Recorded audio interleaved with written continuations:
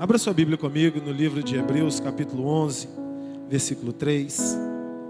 Pela fé entendemos que os mundos foram criados pela palavra de Deus, de modo que o visível não foi feito daquilo que se vê.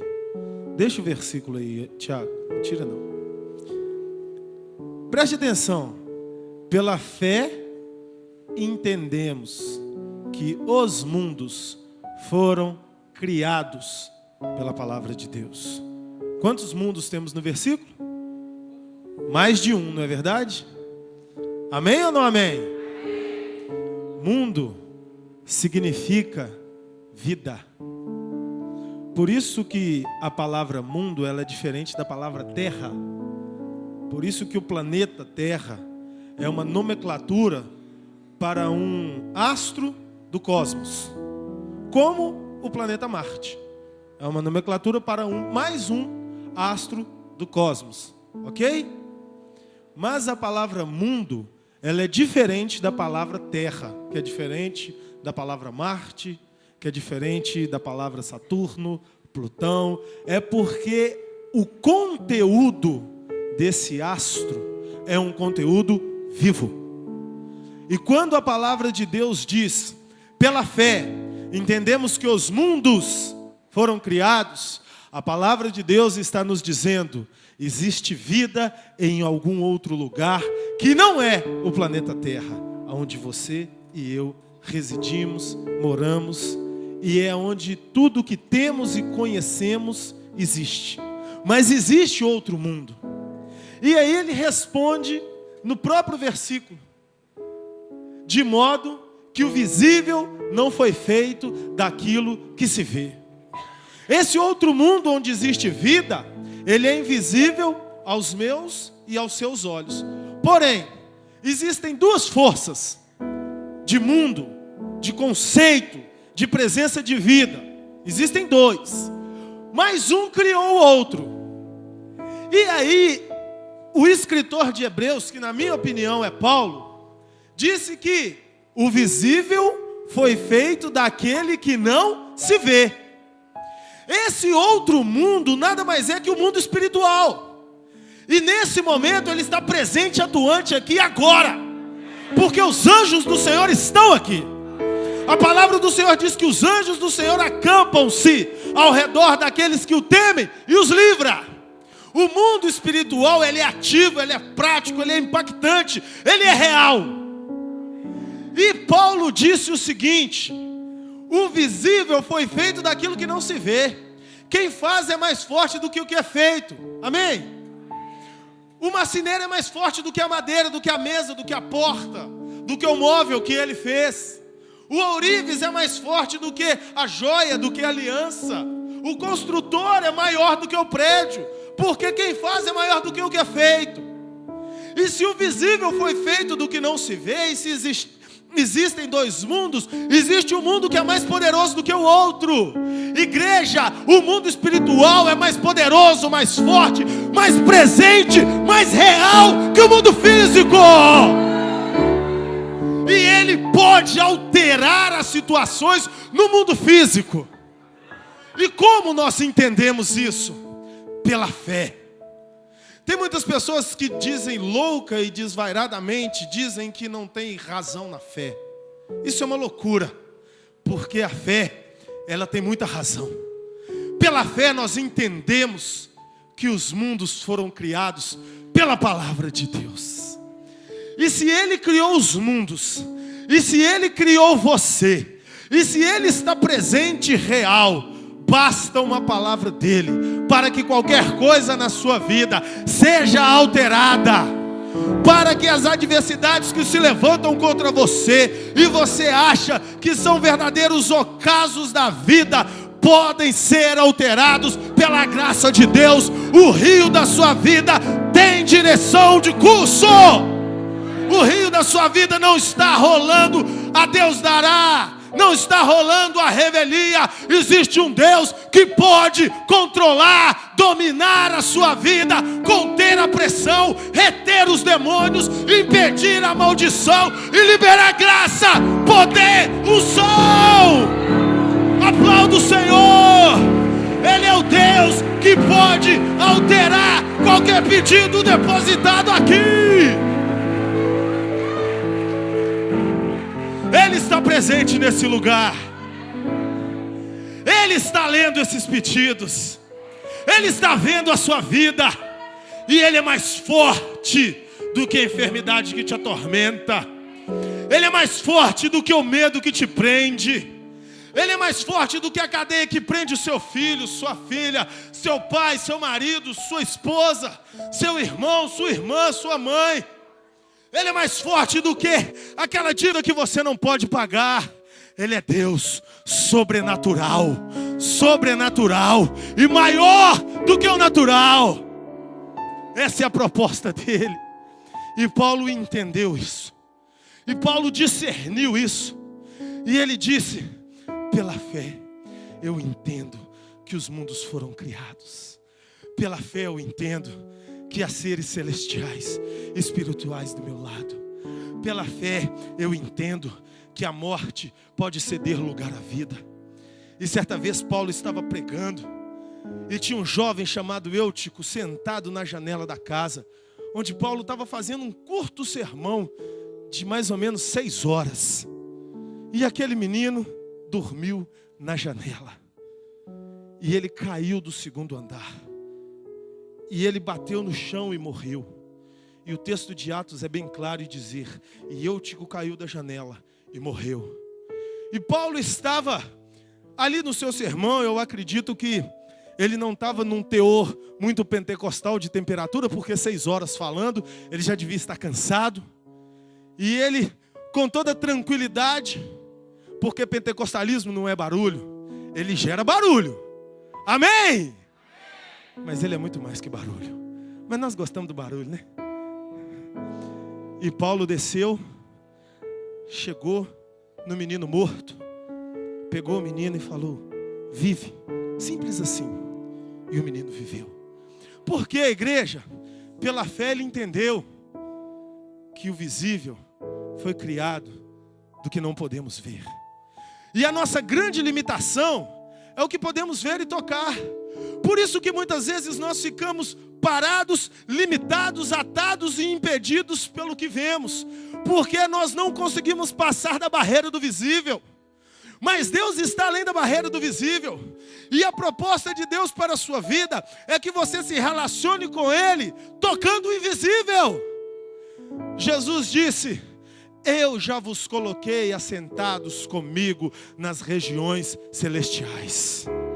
Vós estáis assentados comigo nas regiões celestiais.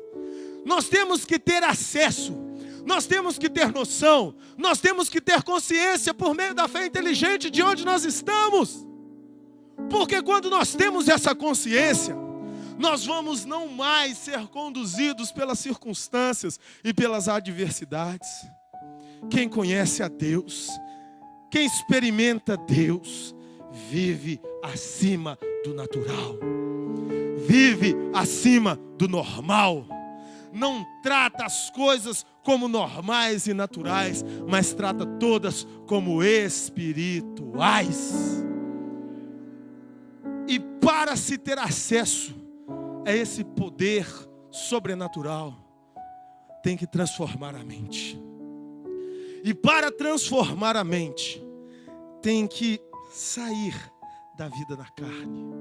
Abra comigo a sua Bíblia no livro de Gálatas, capítulo 5. Vamos ler dos versículos 16 a 26. Paulo dizendo: digo, porém, andai em espírito, e não cumprireis a concupiscência da carne. O calcanhar de Aquiles que te prende para que você não acesse o espiritual chama-se concupiscência da carne. E a única forma de vencer essa concupiscência é andando no espírito. Vamos ver rapidamente o que é concupiscência. É o desejo desenfreado e ambição pelo pecado. Pecado estimulado através de 3 áreas do ser humano: carne, que é corpo físico; olhos, que são a alma; e soberba da vida, que é o espírito humano. Isso é concupiscência. É o desejo desenfreado e a ambição pelo pecado. É o desejo desenfreado de atender os apelos do corpo físico. E essa é a grande barreira que te impede de alcançar o que é mais poderoso do que o que você vê. Essa concupiscência, que tem a soberba da vida, que é o espírito humano endurecido, é o egocentrismo. Eu posso, eu sei, eu vou, eu quero, como eu faço. São os olhos, é a alma que deseja todo tempo para se saciar e não olha limites, não olha barreiras e muito menos princípios. Eu apenas desejo, eu apenas quero, eu apenas faço como está na minha alma. São os desejos do corpo, os prazeres, que para nós carnais limitados é tudo que temos, que é o que muitos entendem como felicidade, fazer o que quer, e se perdem em tantas quebras de princípios, e destroem os seus lares pelo adultério, e destrói a sua vida pela prostituição, e destrói a sua mente pelo vício de drogas, bebidas, violência, e tantas coisas que nós vemos todos os dias. Essas situações prendem as pessoas no carnal, para que elas jamais acessem o sobrenatural.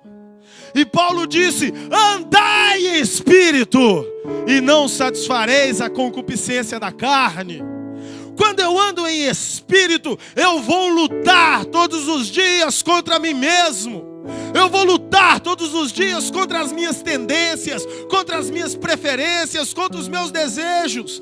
Ei, ser tentado não é pecado. Todos são tentados. Pecado é o que você faz com essa tentação. Se você cede a essa tentação, é pecado. E esse ceder não precisa realizar e consumar, está no coração. E Jesus disse: aquele que olhar para uma mulher com intenção impura no seu coração já cometeu adultério com ela. E essa regra, ela é ampla para todas as situações. Se você deseja no seu coração, você já pecou. Mas se o desejo vem, ou melhor, se você se libera para esse desejo, mas se o desejo vem, e você tem consciência quando ele vem, você diz: eu não cedo para você, pecado. Eu vou andar no Espírito. Quando a mentira bate na sua porta e fala: se você mentir, você vai conquistar mais fácil, e você mente, você ficou atado. Mas se você fala a verdade, dou o que doer, você rompe a barreira, e você começa a alcançar o sobrenatural em Deus. Não tem outra forma de andar no Espírito. A única forma de andar no Espírito é quebrando a concupiscência da carne. E para isso você tem que ser agressivo. Você tem que ser violento em fé. Quando João disse: o reino de Deus é conquistado pela violência da fé, ele não estava falando com violência humana, ele estava falando de violência espiritual. Com o pecado não tem negociação. Ou você é santo, ou você não vive o sobrenatural de Deus. Não tem negócio. É vida prática, é vida objetiva, é foco no espiritual. Mas quando você passa esse limite, quando você quebra essa barreira, você começa a voar em Deus. A Bíblia fala de 2 homens que estavam subindo e entrando na porta formosa do templo. Pedro e João. E quando eles passavam para entrar na porta que chamava Formosa, era o nome da porta, um aleijado pediu esmola. E Pedro virou para aquele aleijado e disse para ele: eu não tenho ouro, eu não tenho prata. Essa frase de Pedro, ela diz muito mais do que o seu literal mostra. Porque o literal mostra que ele estava sem dinheiro. Ele não tinha ouro, ele não tinha prata, não tinha dinheiro. Mas o essencial mostra que ele não estava preso no físico. Você está entendendo?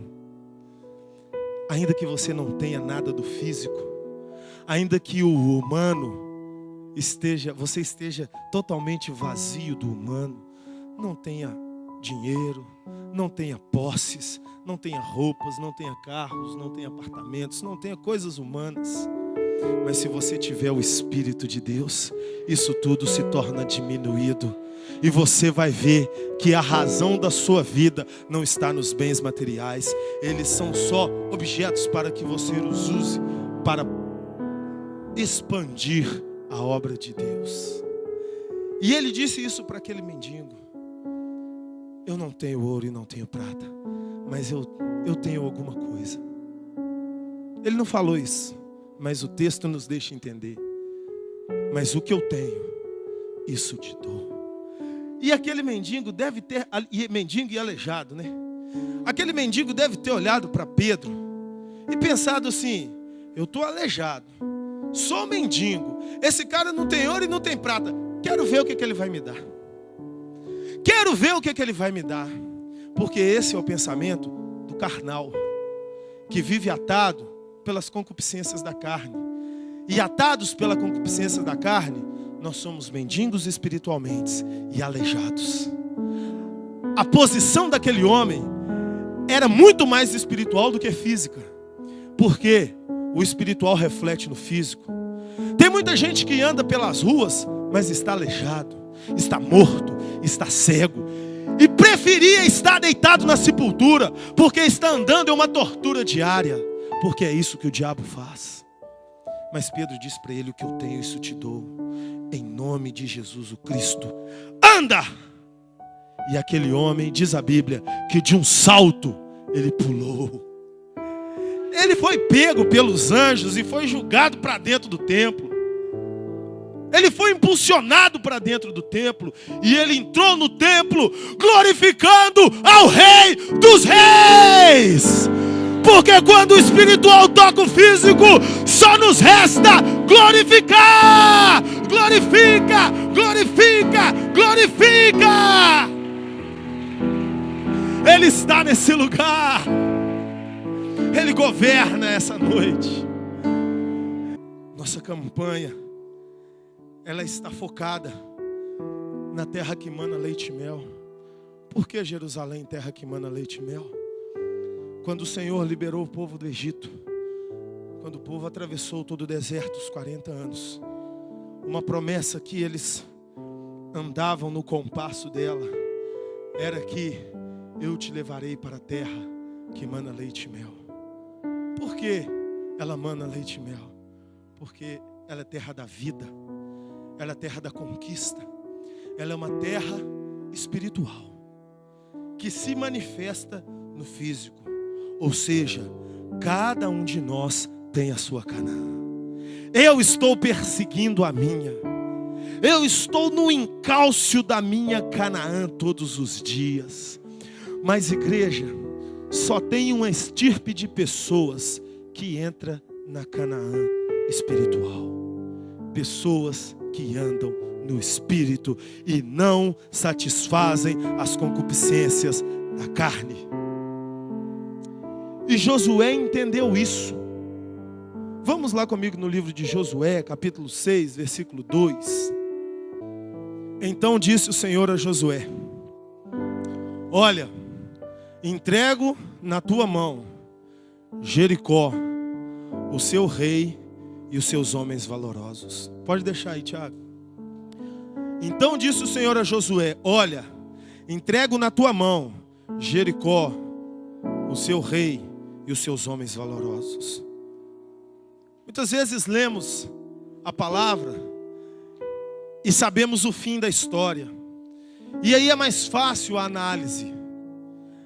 Mas quando nós entramos no contexto, nós crescemos com a dificuldade da análise.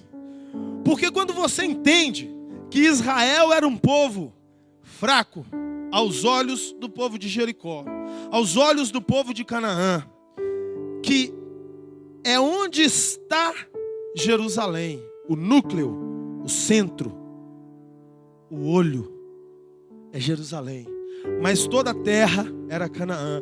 E a primeira cidade conquistada, Jericó. E esse povo, ele atravessou 40 anos no deserto. Esses jovens, esses homens guerreiros que estavam ali para conquistar Jericó, eram filhos de uma geração que foi escrava no Egito, que não sabia pegar em espadas, que não tinha espadas, que não tinha escudos, que só sabia amassar barro. E esse povo foi para o deserto. Eles não aprenderam a arte da guerra. E esses homens que estavam ali para conquistar eram os filhos dessa geração, que sabiam muito menos. Porque as gerações são assim. Se você não ensina a criança, aquela geração ela vai ser mais fraca do que a atual. Por isso que a língua hebraica foi se perdendo ao longo dos tempos. E hoje a língua hebraica é uma língua muito diferente da sua origem, porque as pronúncias se perderam. E os hebreus de hoje não sabem pronunciar palavras como o nome de Deus, porque o nome de Deus não tem mais pronúncia. Se perder, ninguém sabe. É um Y, um W, um H e um W. Tenta pronunciar isso. Aí você chega para um judeu hoje e fala: pronuncia o nome de Deus para mim. Ele não sabe, porque foram coisas perdidas ao longo das gerações. Vocês estão entendendo? Amém? Vocês estão comigo? E o que eu quero trazer ao nosso entendimento? Aquele povo não sabia guerrear. Josué estava com um exército fadado ao fracasso. E esse homem com esse exército, humanamente falando, fadado ao fracasso, ouviu isso de Deus. Então disse o Senhor a Josué: olha, entrego na tua mão Jericó, o seu rei e os seus homens valorosos. Mas como, Senhor? Se você ouvir aí agora, olha, entrego. Qual é o seu sonho? O que você tem que conquistar? Entrego na sua mão a mansão mais linda do Mar do Lê. Você vai entrar lá no estande de vendas e falar com o cara: bota o contrato aí que eu vou assinar. Vai! Sabe por que não vai? Porque está andando na carne. Entendeu? Mas primeiro é necessário ouvir Deus falar isso com você. Para ouvir Deus falar coisas nesse nível tão elevado, é necessário estar andando no Espírito. E Josué só ouviu Deus dizer isso e creu, porque não satisfazia as concupiscências da carne. O que Josué tinha falado com o povo de Israel dias antes do Senhor falar isso com ele: eu não sei vocês, mas quanto a mim, eu e minha casa serviremos ao Senhor. Aqui não tem conversa com o pecado. Vocês podem adorar outros deuses, vocês podem queimar incenso a Baal, a Átira, a Astarote e a Moloque. Eu não quero saber, eu e minha casa serviremos ao Senhor. São atitudes corajosas que mudam a sua vida. Vai ficar ouvindo os cabeça de bagre enviado do diabo para te orientar na vida? Outro dia chegou uma pessoa para conversar comigo, falou: não, mas lá no meu emprego fulano de tal falou isso comigo, e eu acho que é assim que deve ser feito. E era coisas inescrupulosas. E eu, graças a Deus, tive estômago para ouvir, porque só depois de ouvir a gente pode dar um conselho. Porque a princípio, quando ele começou a falar, eu não queria ouvir, mas eu falei: Senhor, me ajuda, e eu ouvi. Aí eu falei com ele: quem é essa pessoa? Ele falou: é assim, assim. Eu falei: como é a vida dessa pessoa? Assim, assim, assim. Eu falei: mas você acha que essa pessoa tem condição de discipular você? Eu vou te falar, o discipulado que ele vai te dar é o discipulado do inferno. Seguindo esse caminho, você está indo para o caminho de morte. Nós temos que saber a quem ouvimos, e nós só devemos ouvir o Espírito Santo de Deus, através de homens e mulheres de Deus, aprovados na obra e no chamado de Deus. São princípios que direcionam a nossa vida, igreja. Não adianta querer conquistar vivendo na carne. Os mundos estão aí. Vive no espiritual quem não satisfaz a concupiscência da carne. E Josué estava no espiritual. E ele teve ouvidos para ouvir. Quando Jesus chama as igrejas do Apocalipse, ele diz: quem tem ouvidos, ouça o que o Espírito diz à igreja. Só quem tem ouvidos. Quem não tem ouvidos para ouvir o que o Espírito diz à igreja, fatalmente não vai habitar a Jerusalém celestial. E ouvidos para ouvir o Espírito somente são aqueles que andam no Espírito e não satisfazem a concupiscência da carne. Esse é o segredo da sua conquista hoje. E Josué não só ouviu, como creu no impossível, no louco. Jericó era uma cidade tão bem protegida que em cima do muro construíam-se casas. Imagina a largura desses muros. Como um povo com paus e pedras na mão iam quebrar muralhas que passavam carruagem em cima, que tinham casas construídas em cima. Como? Essa é a proposta da conquista no Espírito. Quanto mais difícil para o olho carnal, melhor para Deus. Quanto mais difícil está a sua batalha, o Espírito Santo está assim: é do jeito que eu gosto. Você está chegando no jeitinho que eu gosto. Porque quando tem uma brechinha humana, infelizmente, a carne quer entrar por ela. Infelizmente. Eu preciso pagar uma dívida. Tem um ali que me empresta um jurinho pequeno, 25%. Eu vou pegar esse dinheiro. Eu não é igreja? Eu não é? É a brechinha da facilidade.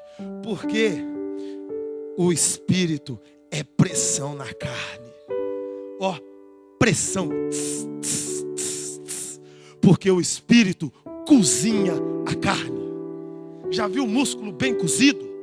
Costela, massinha. Você encosta o garfo, ela desmancha. É assim que o Espírito vai fazer com a sua carne, bonitão, bonitona. Ele vai te apertar até você ficar macio. Porque quando você ficar macio, a soberba da vida foi embora. Os desejos do corpo foram embora. Os olhos da alma foram embora. E você está suave na presença do Rei. Porque Ele fez isso. Ele foi moído pelas nossas transgressões, ferido pelas nossas iniquidades. Bateram no rosto de Jesus e Ele virou a outra face. Porque Ele estava macio, bem cozido no Espírito. A vida no Espírito é maravilhosa. A vida no Espírito é poderosa. A vida no Espírito confunde as trevas. Um dos episódios da Bíblia que eu leio até de pé fazendo assim, é Mardoqueu e Naamã. Mardoqueu estava cozido, macio, quebrantado, e Naamã, o pai da soberba, a encarnação do demônio, fez uma forca de 50 metros de altura no quintal da casa dele. Olha que cara sórdido. Ele ia enforcar Mardoqueu para ficar assistindo Mardoqueu se estribuchar na forca. Mas o Espírito Santo estava trabalhando. Olha o invisível controlando o visível. A forca estava pronta. A morte decretada. O edito assinado pelo rei, carimbado com o anel para matar todos os judeus. Mas aquele Mardoqueu era tão espiritual quanto Josué. Deixa o endemoniado se levantar contra você, se você estiver no Espírito, para você ver o que acontece.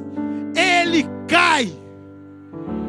E uma madrugada lá o rei acorda. Nós conhecemos a história. Se você não conhece, por favor, leia o livro de Esther.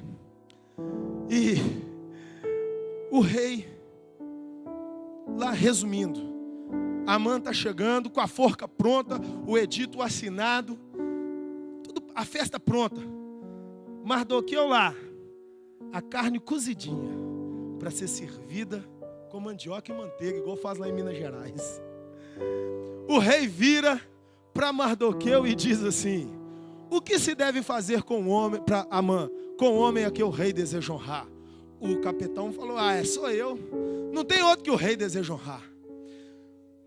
Sele o cavalo do rei, coloque o anel do rei, o manto do rei, e pegue um dos principais príncipes. E aí, quando eu estou lendo esse negócio, eu já estou ouvindo um Apocalipse 16 na maior altura, coitada da minha esposa. Eu estou ouvindo lá música de guerra, Pentecoste puro, e já estou assim, né?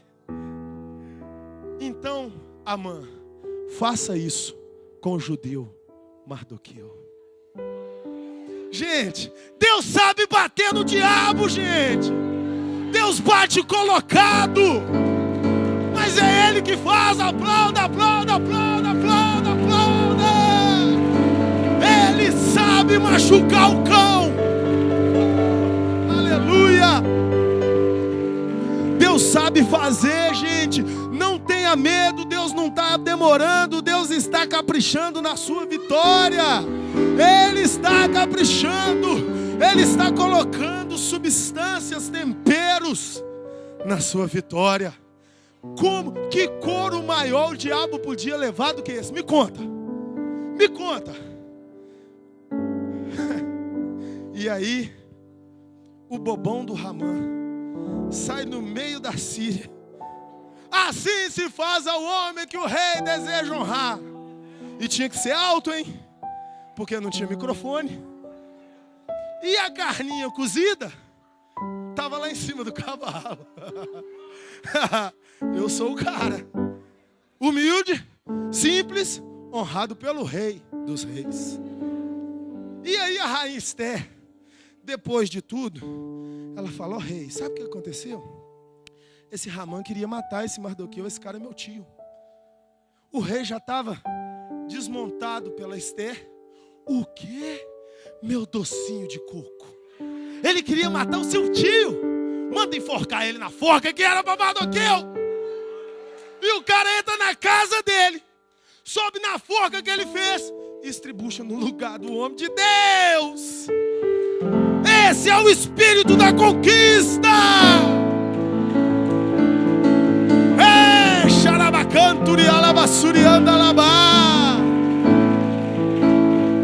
Quem é o homem e a mulher que Deus deseja honrar? Os espirituais que andam no espírito e não satisfazem a concupiscência da carne. Fica brincando com esse maldito do pecado para você ver onde você chega. Agora chuta esse laço, que a bênção chega na sua casa, invade o seu arraial, te surpreende, te assusta, e os anjos te jogam para cima, vencedor. E sabe qual é a posição mais linda da vitória? É a posição do humilde. Já viu um campeão humilde sendo honrado? Até os inimigos honram. Eu lembro quando o Senna ganhava as corridas, o Prost mordia. E quando chegavam para entrevistar ele, o que ele falava? Esse cara é o melhor. Esse cara é bom.